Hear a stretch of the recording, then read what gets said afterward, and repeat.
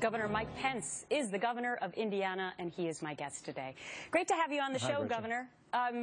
Did you flinch when you heard those comments, or did they just go by and you didn't have a reaction?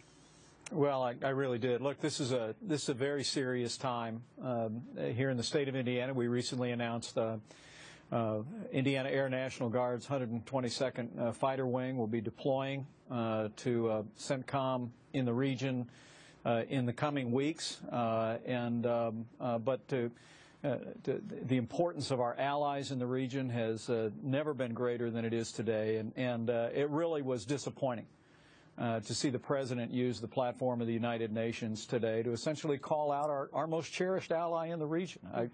As you know, Gretchen, I was the ranking member of the Middle East Subcommittee. I've been in and out of the region many times before I became governor of the state of Indiana.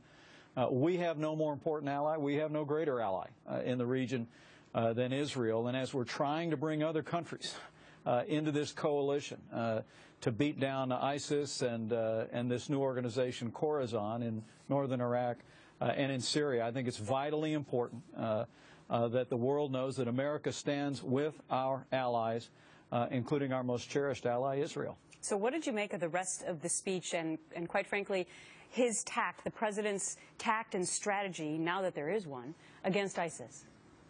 Well, I said before this speech at a national convention here in Indianapolis that I thought it was important that the United States provide strong and clear leadership. And, you know, beginning this last Monday night, I believe we're taking decisive action, and we're supportive of that. Obviously, we're behind our troops, our commander-in-chief. This coordinated effort is vitally important. There's always reason to look back and learn the lessons of the past. But right now the fight is in front of us. It's important that we provide our military personnel in the region with the resources that they need to get the job done. This is a very real threat, not only to the stability of the region, but to the security of our country. That's why here in Indiana today, our Department of Homeland Security relaunched our See Something, Say Something campaign. I see Gretchen. I think every American would do well to revisit the lessons that we learned in the 9/11 Commission in the days when we looked back.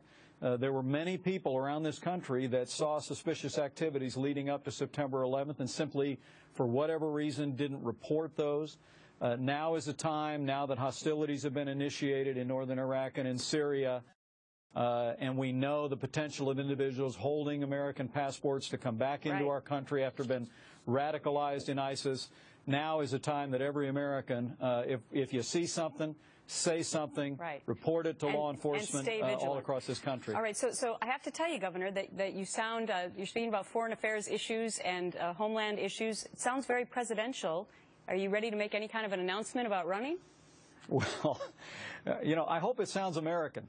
You know, in my 12 years in the Congress, I had the privilege of serving on the Foreign Affairs Committee for 10 of those years. I visited troops downrange in Iraq and Afghanistan every year for the entire decade that I served on that committee. And I've been to Mosul, I've been to Baghdad, I've been to Kurdistan. I know in my heart of hearts the depth of the tragedy that we're witnessing on television screens. It's absolutely important that we act.